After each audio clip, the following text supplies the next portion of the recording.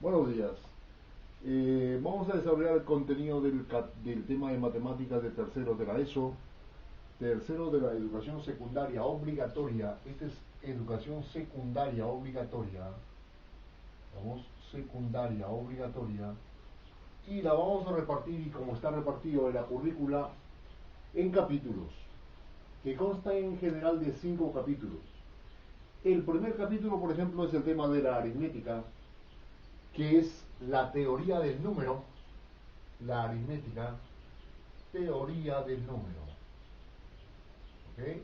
Aquí estudiaríamos nosotros el conjunto de números, conjuntos numéricos, conjunto de números, estudiaríamos las proporcionalidades,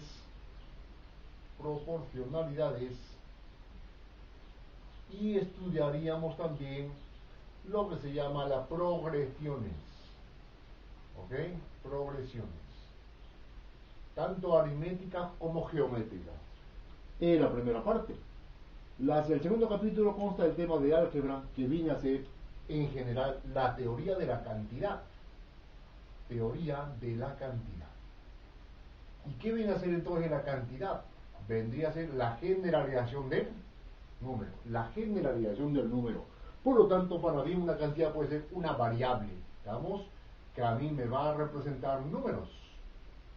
¿Ok? Me va a representar números. Pero una cantidad variable significa que es un número no definido. ¿Ok? O sea, es la teoría de la cantidad del álgebra. Dentro del álgebra nosotros tenemos que situar lo que se llama el lenguaje algebraico, lo que significa el lenguaje algebraico, algebraico. Tenemos el sistema en la segunda parte, las ecuaciones,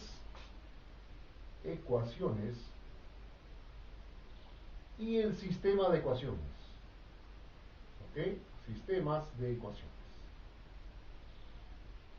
¿Ok? Esa parte entonces vendría a ser el respecto a álgebra. En lo que respecta a la geometría tenemos nosotros que hablar de lo que es la geometría en primer lugar, que vendría a ser la teoría de las figuras. Teoría de las figuras. Estas figuras pueden ser planas o pueden ser figuras en el espacio. ¿Okay? Entonces, de ambos estarían colocados dentro del capítulo de la geometría. Y en ello tenemos que hablar entonces de las figuras polinomiales, de polinomios. Tenemos que hablar polígonos, que no es lo mismo que polinomios, polígonos en el plano, ¿estamos? Polígonos. Tenemos que hablar figuras en el espacio,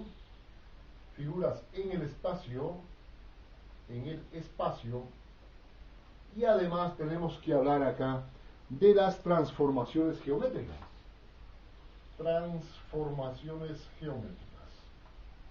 ¿Ok? ¿Y qué es una transformación geométrica? Es transformar una figura en otra equivalente o no equivalente.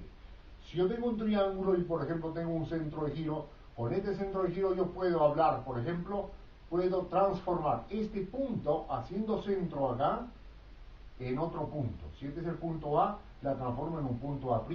Y no solo sería el A, sino todos los puntos de este triángulo ABC. Por lo tanto, haciendo centro acá, estaría transformando esta figura ABC en otra figura que sería entonces A'B', y esto también, acá. Aquí, C'. Estoy transformando una figura en otra. Eso significa entonces las transformaciones. Que constan, por ejemplo, de los giros, consta, por ejemplo, de las simetrías, y consta, por ejemplo, de las únicamente traslaciones. ¿Ok? La tenemos a manera de 3 capítulos. El cuarto capítulo vendría a ser entonces el tema de las funciones. ¿Okay? En las funciones tenemos que hacer funciones y gráficas, en general definiciones de lo que es la función, y además aquí de lo que es una recta. O sea, la función lineal. ¿Okay?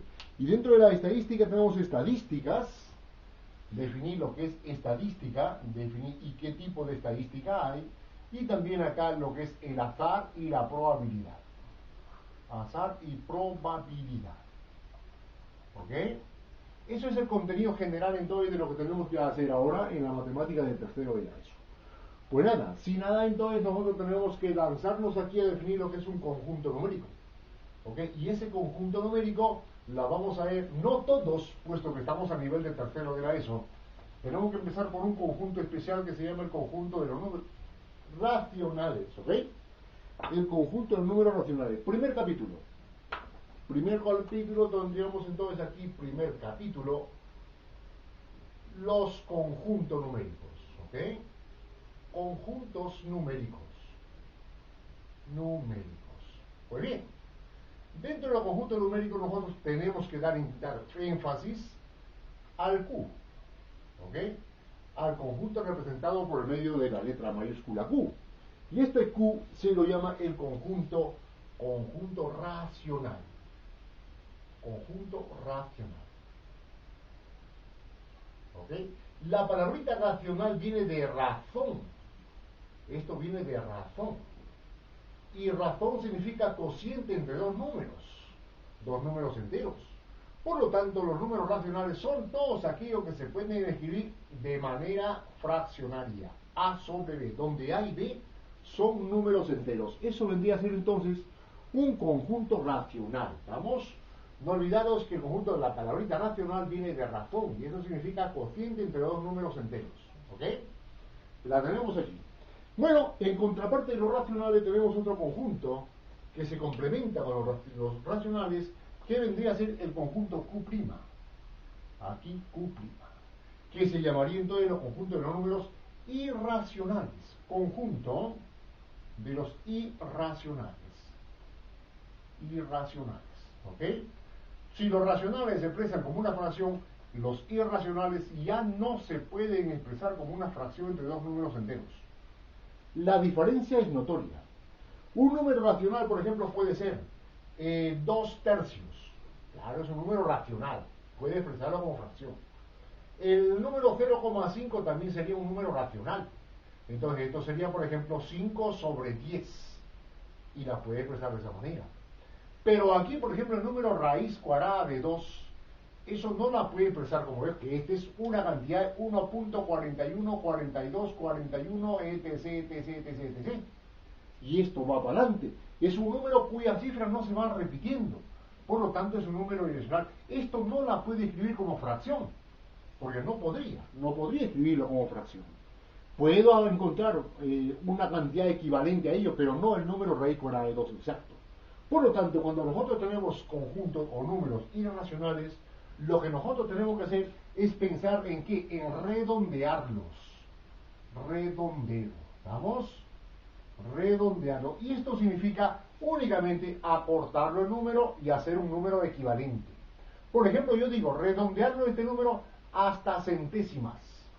A centésimas. ¿Esto cómo sería entonces?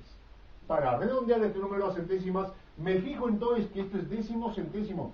Desde aquí para adelante tengo que desaparecer esa parte. Vamos, entonces redondeando este número, me quedaría simplemente 1.4 y algo más. Y algo más. Ahora veo, el número 4, que es el primero, que va a desaparecer, es menor que 5. Cuando es menor que 5, no le aumentamos nada al último número que va a quedar. A la última cifra que queda. Me quedaría 1.41. ¿Qué pasaría, por ejemplo, cuando esta primera cifra que desaparece es mayor que 5 o 5 inclusive? Entonces aumentamos una unidad al último dígito que queda en el número. ¿Estamos? En este caso el 4 menor que 5 no le aumentamos nada y quedaría 1.41. ¿Ok? Si yo tendría, por ejemplo, otro número irracional que sería raíz cuadrada de 3, también es irracional, sería 1.732, etcétera, etcétera, etcétera. Hasta centésimas, 1.73. ¿Vamos o no? Entonces, de esta manera, nosotros podemos calcular el número pi, que es otro número irracional, 3.14, 15, 9, etcétera, etcétera. Aproximándolo hasta centésimas, sería 3.14. Nada más, pero esto no es igual, este es aproximado. Aproximado, no es exacto. Vamos, ese es el redondeo, la aproximación que se hace. Otro, por ejemplo, el número de Euler, el E, 2.79, 78, no 1.79, etcétera, etcétera. Aproximadamente 2.73. 1, 71, 82, 81, 82, 3. Aproximándolo hasta centésima me quedaría un 2.72. 2.72, ¿ok? Entonces, ¿por qué aumenté aquí esta cifra 1? Porque el número que desaparece, el 8, ese es mayor que 5. Entonces, aumento una unidad a la última cifra que está quedando el número, que sería el 1. Se hace 2. Pues bien, la tenemos entonces allí los números.